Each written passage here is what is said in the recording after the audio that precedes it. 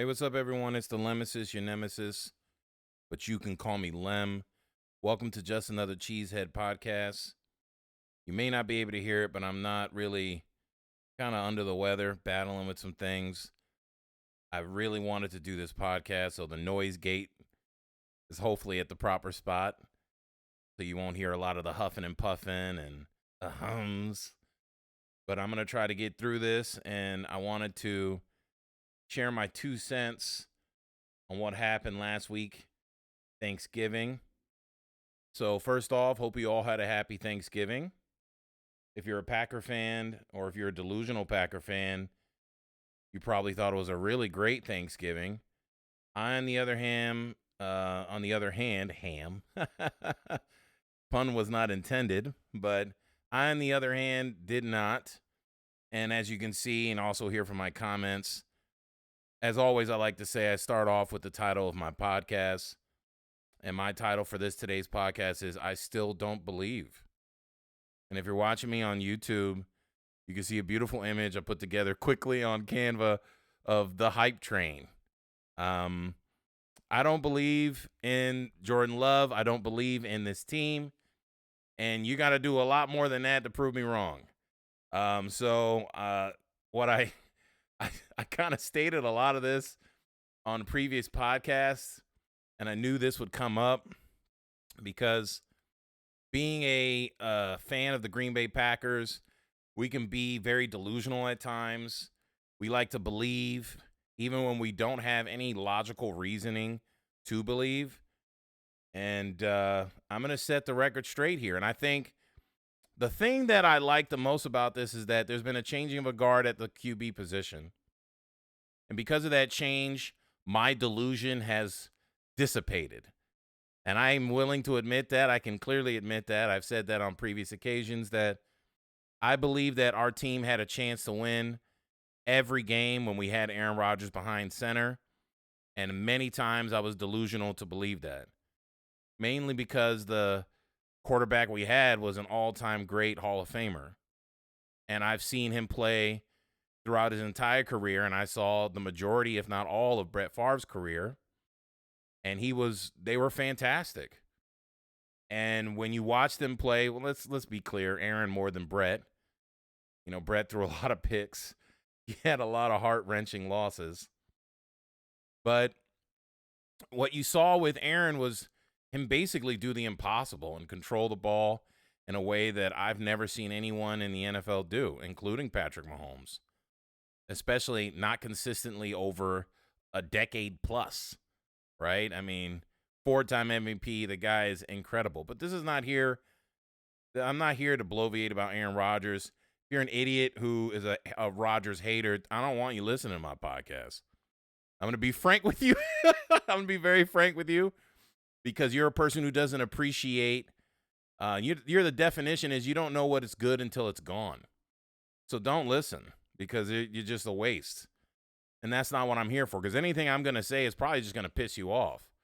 That's one of the things that I never understand is why listen to people you disagree with or why listen to people, and I'll take that back because I listen to people I disagree with, but why subject yourself to listen to content for entertainment for people you disagree with? That doesn't make sense to me.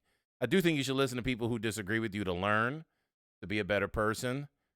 If you want to learn and be a better fan, you can definitely listen to me. So I would suggest that because I'm going to give you a dose of reality.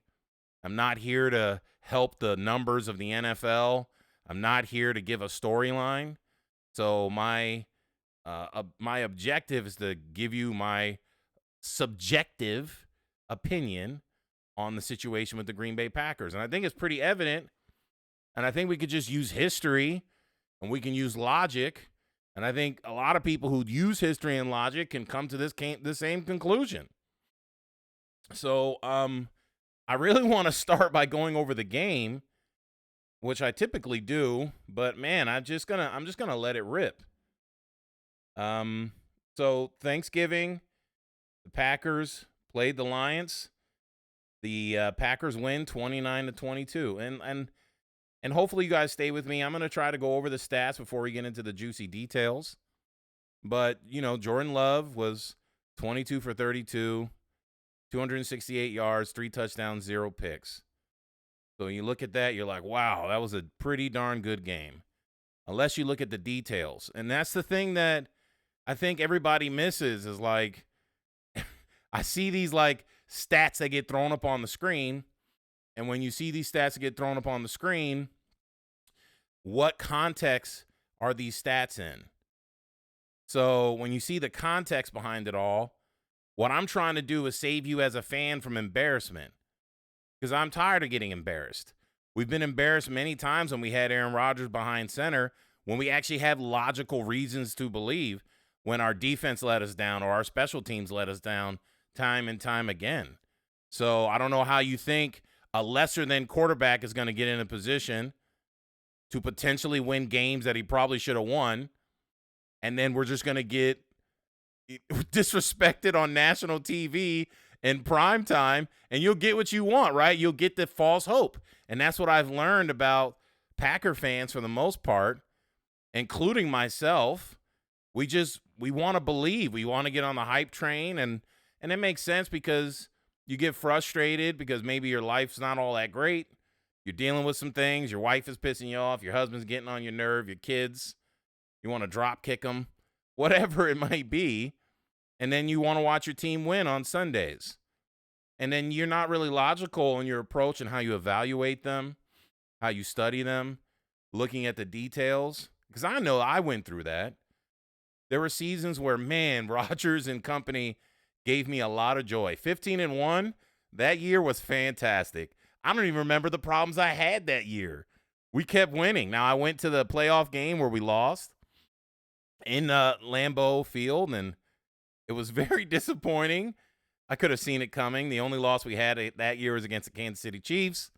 We don't need to go down that route. But the whole point that I'm making is that sports can be really, really great, and you can really enjoy it. Now, let's continue with the stats. A.J. Dillon, only 14 carries for 43 yards. Jordan Love, 3 carries for 39 yards. I think you're starting to see a picture here. If you just listen to the stats, if you think about that, team stats overall, we had 109 rushing yards. And that was between A.J. Dillon with 43, Jordan Love with 39, when he had just one run. Like, think about that. He had one run at the end of – he had 3 carries, but he had one big run at the end of the game or near the end of the game to give him the biggest chunk of the 39 yards you see here. Jaden Reed, 2 for 16. Patrick Taylor, 3 for 11 yards. Then Christian Watson, only 5 receptions. Most of his receptions happened in the first, 5-10 minutes of the game. 94 yards, 18.8 average, and a touchdown. Malik Heath, 4 receptions for 46 yards. 11.5. A.J. Dillon, Romeo Doubs. You know the rest. Let's look at the team stats. Let's look at the lines a little bit as well. Jared Goff, even though what I'm looking at doesn't show, he fumbled a lot. 29 for 44, 332 yards, and 2 touchdowns. David Montgomery, 15 carries for 71 yards.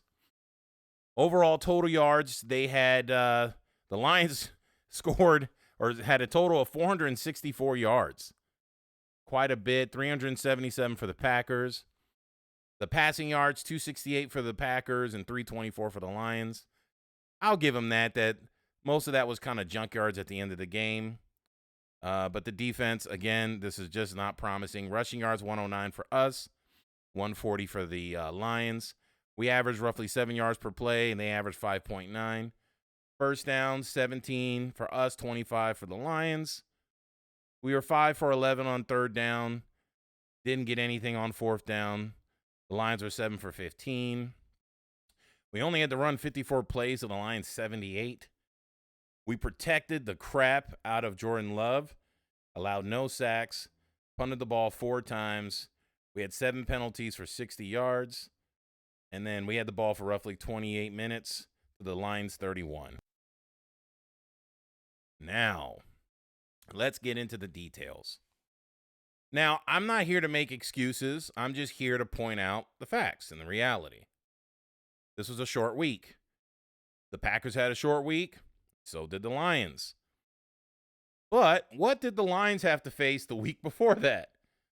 You don't know, do you? Well, guess who does know? I know. The Lions and the Bears had a really interesting game. The Lions were 8-2 after their game with the Chicago Bears. And if you briefly look at what was going on in that game, Jared Goff was struggling. He had 2 touchdowns for 3 interceptions. But the Lions scored a touchdown in the first quarter. The Bears scored a touchdown in the first quarter. Then a field goal. The Lions put up 14, so they take the lead. But then near the third and the fourth quarter, the Lions were behind.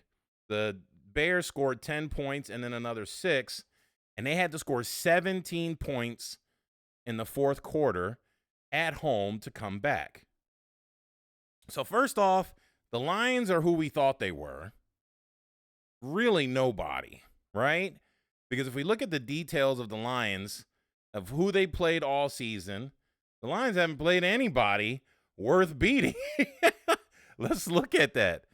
So the Lions played the Chiefs the first game of the year. They didn't have Travis Kelce.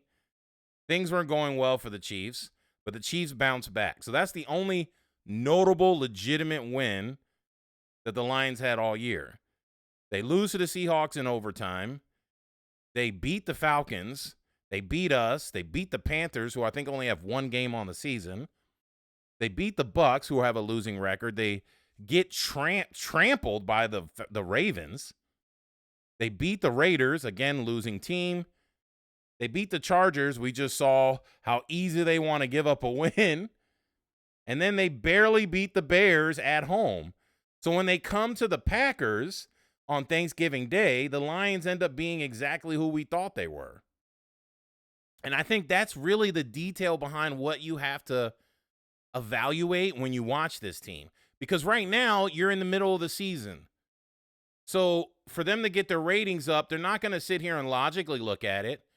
They'll logically look at the games after the fact when the season is over. I'm going to make that evaluation while the game is going on, while the game and the season is still active. I'm not going to go hindsight when I look at the entire season and go, let me make all these excuses for why Jordan Love sucks after he shows you at the end of the season he's not that guy. I'm going to show you right now why you shouldn't be on the hype train, and I'm going to explain it to you in detail while the games are happening. So then you, at default, you're going to look at me and tell me that I'm making excuses, and I'm not making excuses. I'm just saying to you, you need to overcome these hurdles, Jordan Love, and you need to do it in a way that's believable for you to truly be accepted by people with brains and logic to really evaluate your talent. We can't keep lowering the benchmark of what greatness looks like, and just because you do well here and there against teams that really don't matter, and you do very poorly against teams that really don't matter, doesn't mean that I'm going to crown you the next coming. So those things really matter. Competition matters. The opponents you play against matter. Their schedule matters. Their record matters. The defenses you play against matter. So let's not just ignore the details and let's look at the reality. And when we try to compare Rodgers to Love, we already did that. You can go back and listen. Jordan Love is not on the same level. His opponents that he faced his first year aren't on the same level. It's laughable. But those are things that we're going to get to soon. So, in my opinion, what you saw this week was, first off, the Lions aren't truly an 8-3 team. In my opinion, they're borderline fraudulent. We just saw exactly who they played against. Is there a team besides the Chiefs, which was the first game of the season, that they legitimately beat that you can say is a contender? No. And when I say contender, I want to be very specific because the benchmark keeps getting lowered because you can't really pick who you play against, and I understand that. But we can't forget history, and we can't forget greatness. So I'm always going to come at you from this perspective. I'm not trying to say that when you look at a team, a player in the league, you should always compare them to the greatest who ever played. For instance, let me give you an analogy for basketball. I believe Michael Jordan is the greatest basketball player to ever live, and I don't think it's even close. So when a player gets into the league, I only think you compare Jordan to whoever that other player is if the talk or the individual tries to place themselves in the same category as the greatness of a Michael Jordan. But if there's a player who plays really well and decently, he just so happens to be in a league that he has no control over. He's beating everybody. He's winning all the championships. It's not his fault that everybody else around him sucks and he's so great. Then from that perspective, I can still give the head nod to someone like Jordan, but not necessarily compare him to Jordan. I can say, you know what, this player is really good. He won 11 championships, 12 championships. Oh my God. But then when people start to bring up the comparison to a Jordan, then I go, wait. He's not Jordan now. Let's be real. He doesn't have the kind of competition that Jordan played against. So hopefully you understand my perspective that with Jordan Love, he's being compared to Aaron Rodgers. So he's not just by himself on an island and we're just going, hey guys, let's define the parameters of the way we're talking about this kid. What I'm seeing with Jordan Love is simply this. There are plenty of quarterbacks that have come and gone in the league. Players like Chad Pennington, players like Mark Sanchez, players like Cam Newton, players like, even Daniel, what's his name? I was going to say Daniel Day-Lewis. Not Josh McDaniel. What's his name? Who plays for the Giants. Like, there are players who are so mediocre. They come into the league. They might have a splash or even a season where they do really well, like a Cam Newton, but they're just not your franchise guy. And what I mean by franchise guy, it's not like what the Panthers did with Cam Newton, who they just took the best they had with what was available. They had one really good season. It didn't amount to anything. They ended up losing, and they lost that Super Bowl. I'm talking about comparing to the greats, a QB that you can trust who's not going to be a part of the problem, but be a part of the solution. So we're talking about top 5 type QBs. Maybe top 10, which you might include quarterbacks like Phillip Rivers, a Matt Ryan, somewhere in that category. Because if we had a Phillip Rivers or we had a Matt Ryan, then yeah, I wouldn't be the happiest, but I would say, okay, this guy is solid. To me, that goes along the lines of like a Justin Herbert, a Joe Burrow, a Josh Allen. That's why those guys get that recognition. But there's definitely a difference between the Matt Ryans of the world, the Matthew Staffords of the world, compared to Tom Brady, Aaron Rodgers, Peyton Manning's, right? And even there might even be an in-between category where you put the players like the Brett Favres and the Drew Breeses in there. So that's the point. That's where I'm coming from. So if we define this properly, then I think the understanding will be much clearer. Because what's happening is Jordan Love is being compared to Aaron Rodgers, who's an MVP player. And if we couldn't win with Aaron Rodgers and that trash defense that's worse this year, or just the same as just as bad this year as they've been every year before that, how do you think we're going to get better results in the long run with a less than QB and the same mediocre defense? That's just logical. And the reason why I say the defense is not good is because we're struggling against teams that are most of the teams we've won, if not all the teams we beat this year besides the Lions, are below 500. As of right now, on the 29th of November, our wins are laughable. So you have to look at the details. You have to look at logic here. You can't be an idiot right now. I'm trying to help you from being a stupid fan.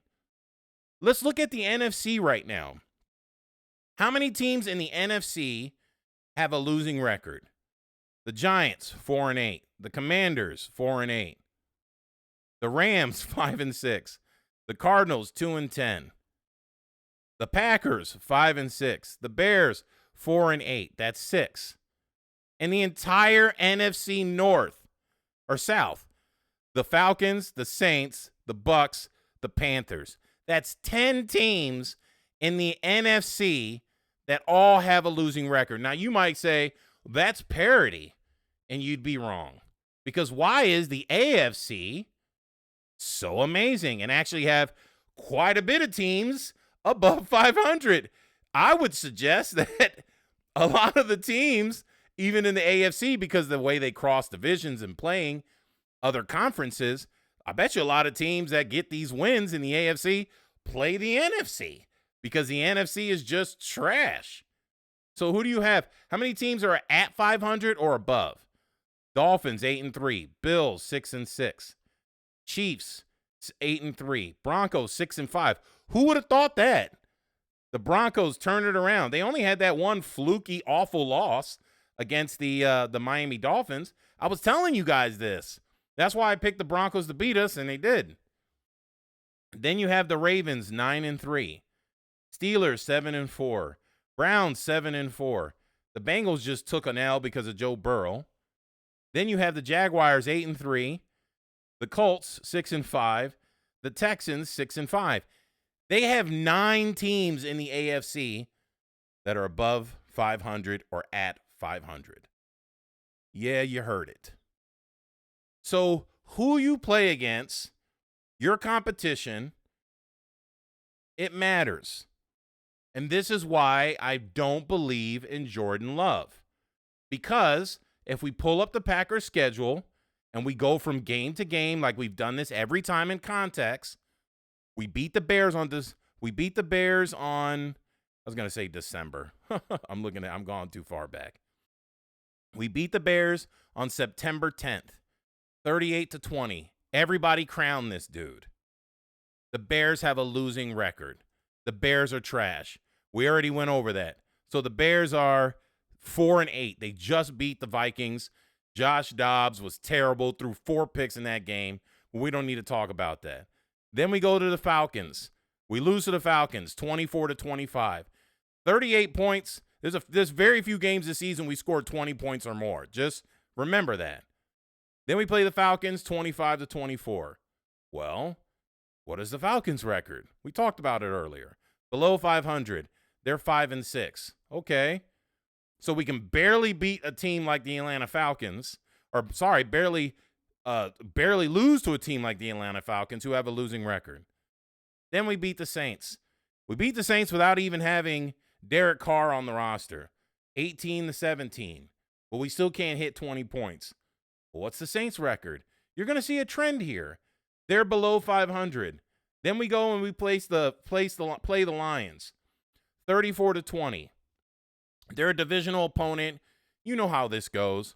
When you play a team every single year, even the Patriots, when Patriots had just a walk-in worst division in football for like a decade, they got 6 wins easy. But every once in a while, you would get a Miami Dolphin win. You would get a New York Jet win. You would get one of those teams winning in their division against the Patriots because they just play them twice a year. So that makes sense. So you chalk that up to just the Lions still are trash. They put up 34 points on us, but what is it really saying about us? Then we play the Raiders, and they have a winning record, and I won't take that away from them, but they haven't played anybody. Then you play the Raiders. We lose 17-13. We struggle against the Raiders. What are the Raiders' schedule? What's the Raiders standing? I'm glad you asked. The Raiders have a losing record. They're 5-7. All right, let's continue. Then we go to the Broncos, 19-17. At the time, the Broncos had a losing record. Now they have a winning record. A team that has a winning record beat us. The Vikings. The Vikings have a losing record just recently. They beat us. The Rams, they have a losing record. We beat them, but they didn't have Matthew Stafford play that game. The Steelers, they have a winning record. They beat us. We barely put up 19 points. The Chargers, they have a losing record. We barely beat them 23-20.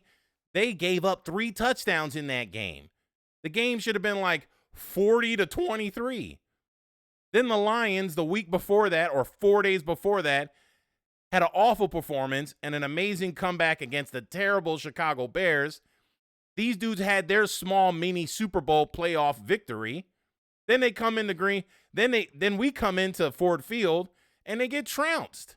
And it makes perfect sense because if the Lions are who we thought they were, and then they only have one victory at the beginning of the season that they can hang their hats on, not playing the Chiefs at full strength, makes sense that they lose. And think about how they lost. Jared Goff fumbling the ball, giving the ball up on our sidelines. And let's not even talk about how that game played out.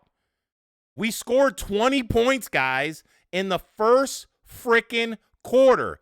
The score was 29-22. Why isn't everybody talking about this? They went 3 quarters with scoring only 9 points. The one 6-point score they have in the third quarter was a touchdown to Watson, but this offense couldn't drum up anything legitimate for 3 quarters except for one drive in the third quarter. And do you think Green Bay has this vaunted defense that's like, oh my God, and then you want to say Jordan Love's the next coming? You know what would have happened if this guy was truly the next coming? The score should have been like 56-22. If Jordan Love went on a tear and threw for 6 touchdowns, 450 to 500 yards, 0 picks, then you can legitimately be like, bro, this dude went off. He's scoring like 2-3 touchdowns a quarter. We scored 3 touchdowns in the first quarter. One of the touchdowns was a fumble recovery for a touchdown. Are you serious right now? So he scored 14 points, 1 touchdown off of a turnover in the first quarter. Then we get a field goal in the second quarter. Then finally we hit Christian Watson in the third quarter, and we roll a dud in the fourth. And the Lions were on their way back and scored 22 points to end the game. And you guys are on the hype train for that? How dumb can you get and still breathe? This is why I have to keep reality on here. So let's put it in perspective. Jordan Love may be the quarterback for the future, but you can't base it off of this. You can't sit here and go, man, we've seen enough. We've proven it. And I was watching a radio show earlier in Wisconsin. It was like Mark Tosher, and I don't remember the other guy's name, but it's on Madison radio show. And they had the nerve to get a fan on the phone and ask this fan a question they were ill-equipped to answer. And if they asked me the question, they'd have shut up. I would love to be on that show and talk to these fools because it makes absolutely no sense. Did Brian Goody, you could take looking through your Aaron Rodgers shades, and I'm an Aaron Rodgers fan. Did Brian Goody get it right by trading Aaron Rodgers? Of course not. That's the stupidest thing I've ever heard. The NFL is about what have you done for me lately, dude? It's not about being relevant for decades and decades and not winning. You look like the dumbest people on the planet to have Aaron Rodgers and Brett Favre and only have 3 Super Bowl appearances and 2 Super Bowl victories to have some of the greatest quarterbacks that ever lived. So how can you sit there and go, I got rid of a Hall of Famer? Let's be real. You and I both know, but it's like, get all the drama out of the way. It's why the fans, they don't understand. They're so blinded. The fans that hate Aaron Rodgers are just idiots to me, because I'm not asking you to have Aaron Rodgers marry your daughter. I'm not asking you, Aaron Rodgers, to lead worship at church. Aaron Rodgers is just playing football, guys. You guys are just retarded. It doesn't make any sense. So would I want Aaron Rodgers to marry my daughter? Hell no. Would I want that guy to have Aaron Rodgers' money? Sure, but money ain't everything. Would I want my son to be friends with Aaron Rodgers? Hell no. He on the ayahuasca garbage. But I don't care about that. All I care about is, wait, are you a criminal? Are you committing crimes? No. You got a little goofball in you, but you're the greatest thrower of the football ever? Yeah. Well, go throw football, son. Go throw a football for my team. That's all that freaking matters. You guys want, like, not everybody can be Reggie White. Not everybody can be these amazing people off the field and on the field. And that's the reality of the world we live in. So stop trying to make people fit the mold of the characteristic you want them to be and just look at them for the talent that they are and just pray they don't commit any crimes. Like, it's the same argument with, like, Floyd Mayweather. Floyd Mayweather comes across like a douche. Like, he comes across like a guy who you don't want to be friends with. But is he the greatest pound-for-pound fighter defensively we have ever seen in boxing? 100%. And it's not close. If you had to bet your life on just not getting hit in a boxing game or in a boxing match, and Floyd Mayweather, or just bet your life on not being taken from you, and Floyd could represent you, and he would be fighting someone like Pacquiao or fighting someone in his weight division, you would put money on him, and you'd have confidence in that. Now, he's got some questionable things. I leave that up to the law, right? I'm not here of this court of public opinion garbage. I'm here to win.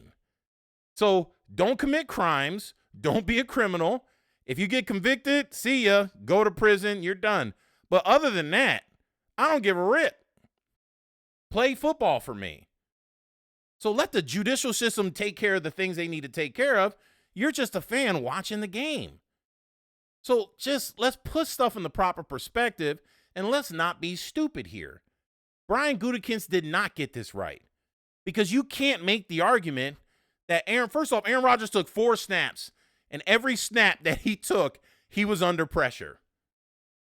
Aaron Rodgers would be protected in Green Bay. You're seeing how Jordan Love's being protected. So I'm not saying that Aaron Rodgers wouldn't have gotten injured. What I'm saying is the likelihood of him getting injured in the first game, in my opinion, is pretty slim. When you see even Zach Wilson over there getting destroyed behind that offensive line, I would suggest any quarterback behind that line is going to get wrecked. So if you take a Hall of Fame quarterback and you take a MVP quarterback like Aaron Rodgers and you put him back on Green Bay, there's no telling. He might go the whole year and not have a problem. Now, he had calf issues, and clearly when you have those type of calf issues, eventually the Achilles goes.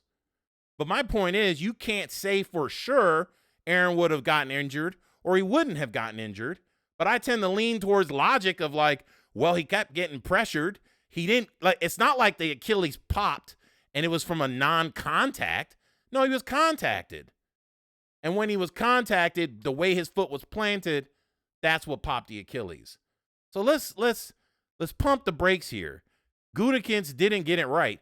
The only way you can say Gutekunst got it right is if you get a proper replacement for Aaron Rodgers. And what do you define as a proper replacement?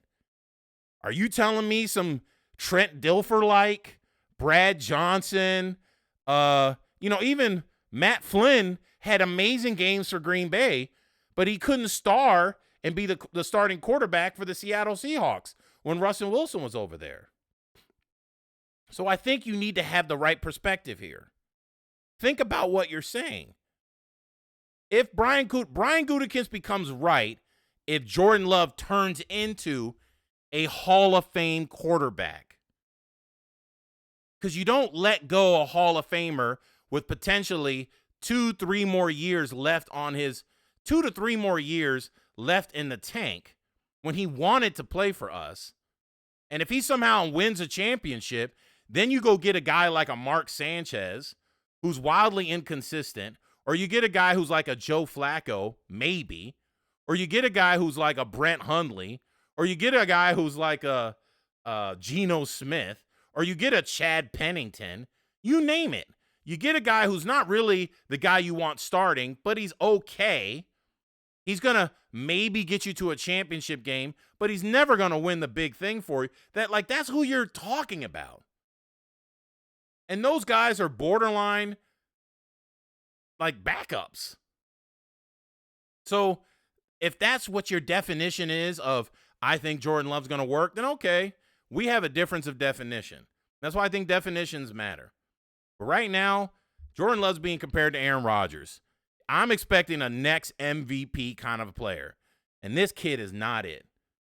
And from what I know, Green Bay, they made a lot of stupid decisions just to try to stay relevant.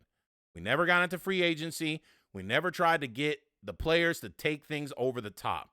We would take a risk. You'd go and get a Charles Woodson. You would go and get a Reggie White, and then you tried to go get it with Julius Peppers. It worked twice, but it hasn't worked ever since those 2 times. So, again, you expect me to believe that Jordan Love, a lesser QB, a defense, not even the same defense that Rodgers was playing with, is somehow going to go out there and dominate. No. What Green Bay is really doing is they're trying to win and be relevant on the cheap. These are some cheap MFers, bro. These dudes are cheap.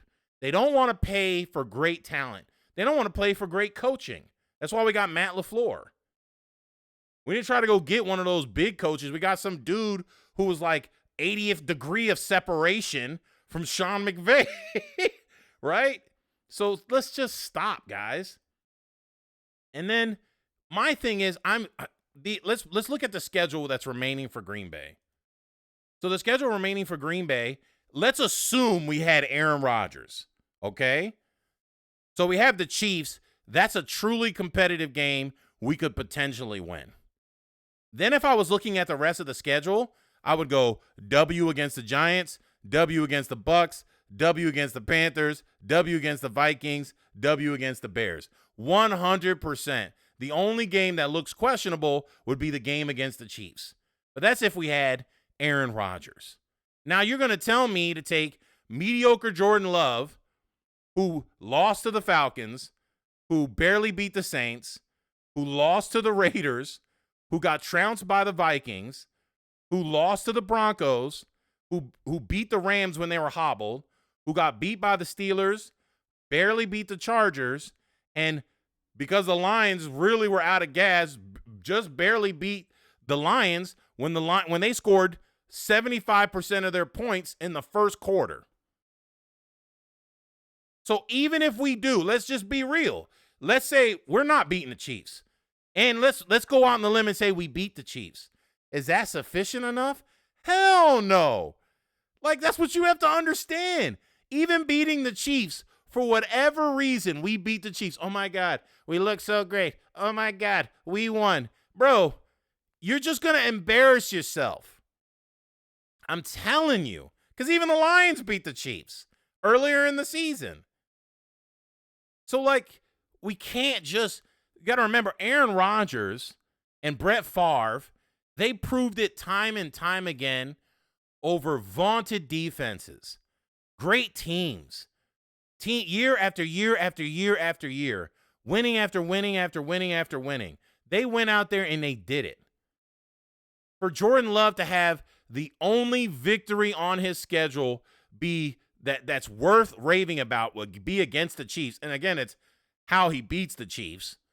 And that game be like, wow, I can't believe it. Jordan Love looks great. And you just think now they're going to go out there and be world beaters and we're going to run the gauntlet. Bro, the 49ers have something to say to you. The Eagles got something to say to you. And I don't even believe in the Cowboys, but even the Cowboys have something to say to you. What I don't want is I don't want us to get embarrassed on live television in prime time because I've seen that too many times. And that's what I'm trying to tell you. When we had Aaron Rodgers, we overachieved. We won games we shouldn't have been winning. And then when we played legitimate teams, what happened? We got embarrassed.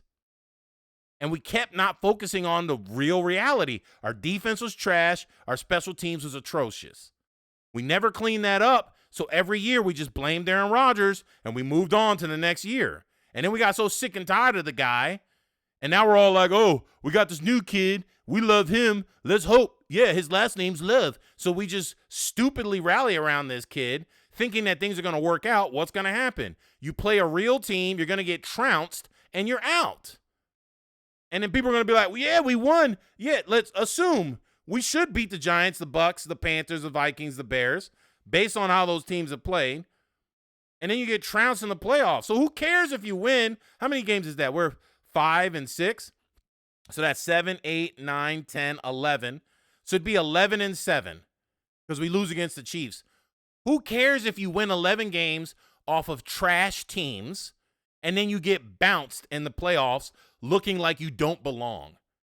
Y'all remember when the Seattle Seahawks got to host a game against the New Orleans Saints with a losing record at 7-9? That was the outrage. Everybody was like, yo, why these dudes hosting a game and they beat the Saints? But again, that's because these dudes are pros. They're in the NFL. They beat the Saints. That doesn't mean they were better than the Saints. And it doesn't mean they deserve to have that home game. So do you really want to be a good team? Do you really want to be like the 49ers who had great defenses, who shut us down? Don't you really want to be like the Baltimore Ravens of old with Ray Lewis? Don't you want to have those great teams like Peyton Manning and Tom Brady? They rallied around them, and those teams found a way to win. Don't you want to have that and not have this facade of a good team that you think is good, but they really aren't? They just feed on all the bad teams, and then we get enough bad team wins, and then we're like, oh, we're the third seed. Oh, look at us. And then we just get trounced and embarrassed. And that's my point. If Aaron Rodgers just proved to us that he was so good and our defense and special teams was so bad, he could single-handedly win all the games that we should win when you look at a bad team. But then when we played against great teams, he couldn't do it by himself.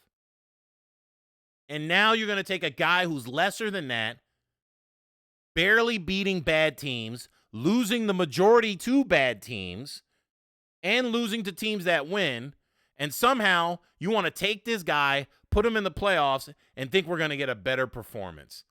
That's not happening. Like my man Stone Cold Steve Austin would say. That's not happening.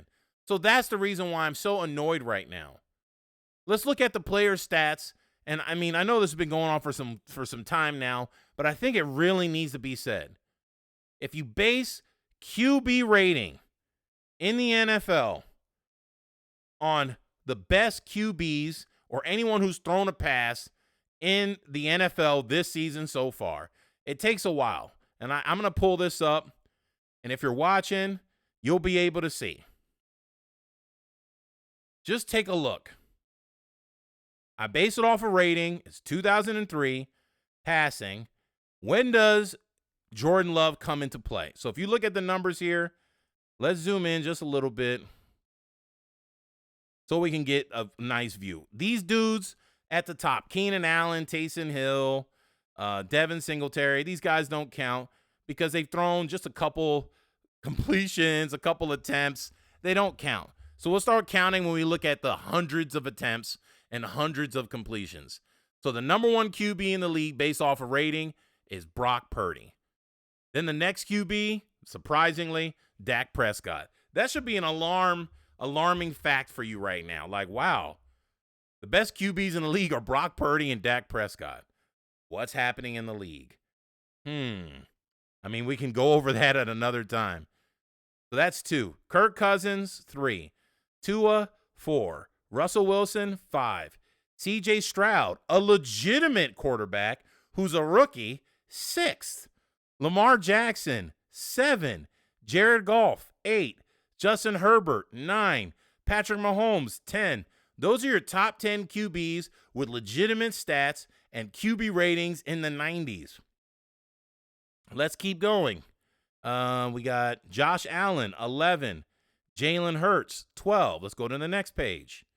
Again, we're skipping dudes that don't have a legitimate amount of numbers to kind of stay in here. It gets a little tricky with Tommy DeVito, but I'll include him. He's got 105 attempts. He's 13. Justin Fields, 14. I'm going to skip Tyrod Taylor. Trevor Lawrence, 15. Baker Mayfield, 16.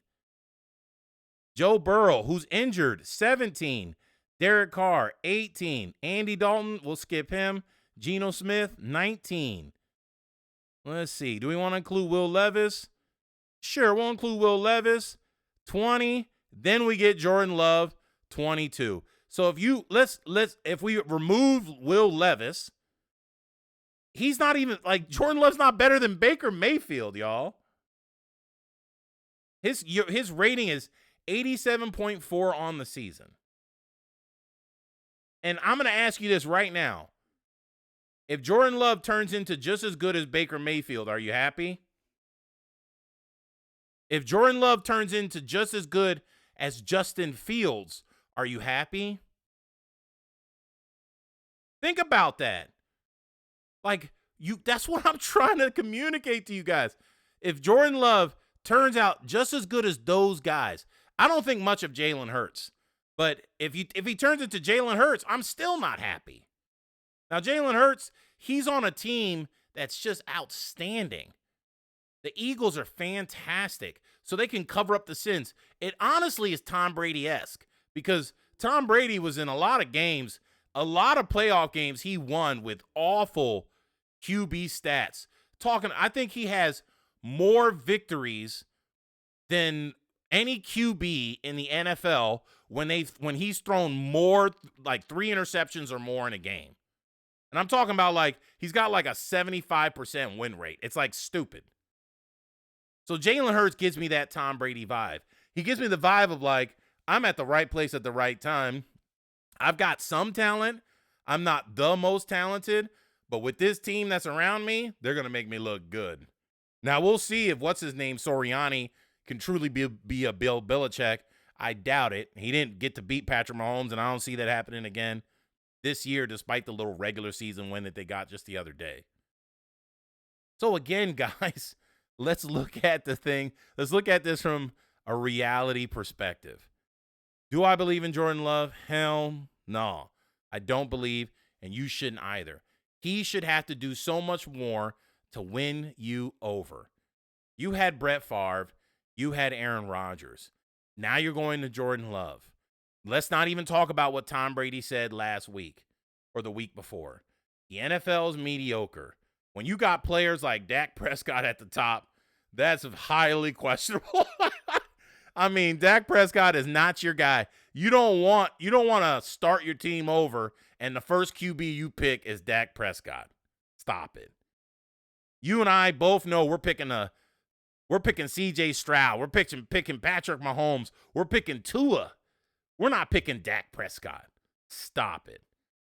We're picking maybe Joe. I'd pick a Joe Burrow. Josh Allen, I mean, to me, Josh Allen and Dak Prescott are the same. So it's like they both kind of trash. They throw in picks. Yeah, Josh Allen's got a little bit of Ben Roethlisberger in him, but you know, the Bills don't have that kind of that Pittsburgh Steelers type defense, which is why I think the window for Josh Allen and the Buffalo Bills is over. So I think we're going to end it there because I could just keep going on and on and on. I've made my point.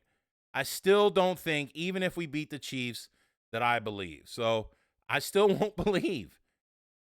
There's the only thing the Packers could do to truly make me believe, and it's just going to be outrageous, and I know you're going to be like, well, Lem, that's not fair. That can't be possible. Yeah, they're going to have to just go and win the Super Bowl. That's it. If he does that this year, I'm going to be like, well, it's not much I can say now, right? I look like the dumbass, the donkey. Eeyaw. But right now, you guys both know. They would have – the thing that sucks is besides the Chiefs, there's no other team on our schedule that's legitimate. So my point is we got to beat a team that actually is legit. We need to beat a team like the Eagles. We need to beat a team like the 49ers. We need to beat the Chiefs. We need to beat the Bengals when they had Joe Burrow. We need to beat the Dolphins, right? We need to beat legitimate teams, guys. That matters. And then how you beat them matters. So if we're not doing that, we need to beat the Buffalo Bills. And I don't think the Bills are all that great, but that would be a good measuring stick. Beating teams like the Cowboys who self-destruct and beating teams that are under 500, or beating teams like the Lions who only have one legitimate win on their schedule, that's not saying anything. And I think that matters. So listen to me now before the season ends. Because then if the season ends and exactly what I said was going to happen happens, then you're going to be looking for answers.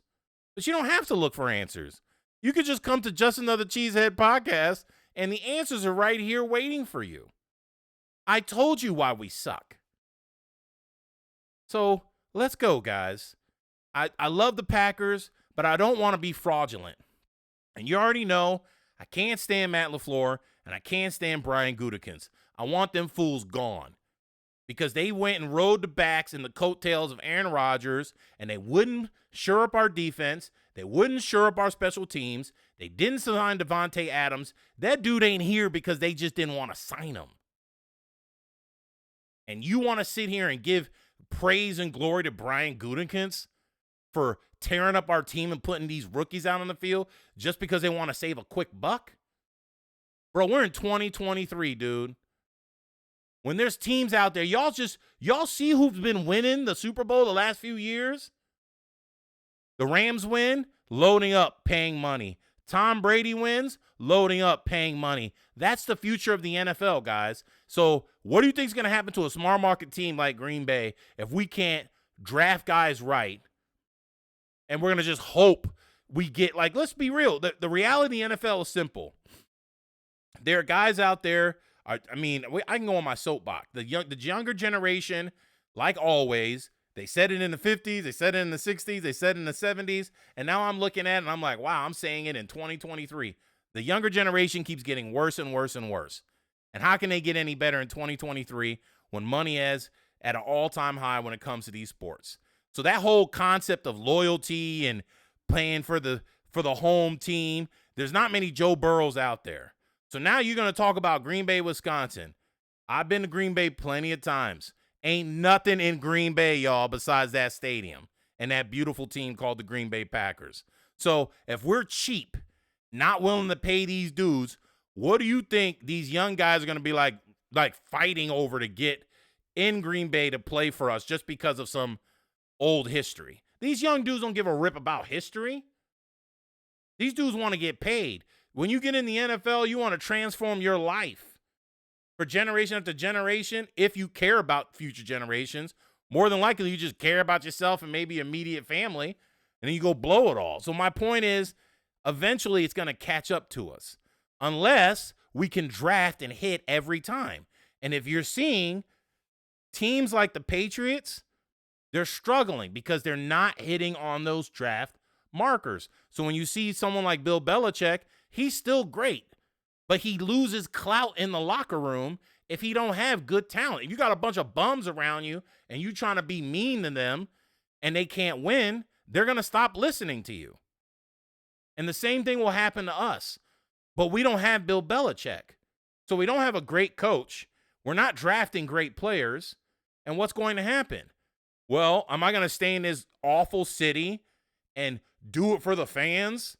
Or am I going to go and take my talent to a team that's legitimate and go win a championship when I can go live in New York, or I can go live in New Jersey, or I can go live in Los Angeles, or I can go live in these amazing cities around this country?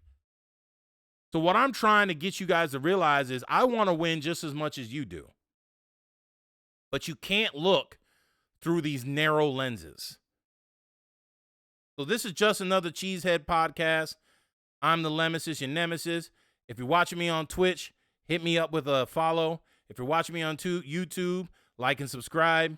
Peace, love, and hap. And hey, if you don't know the Lord Jesus Christ, like always, you should get to know him. You should give your life to Christ. It'll be the best decision you've ever made. Look up the prayer, ask the Lord, and just ask him to come into your life. Start reading the Bible. Again, the best decision you'll ever make. Peace, love, and happiness. I'm the Nemesis. I'm out.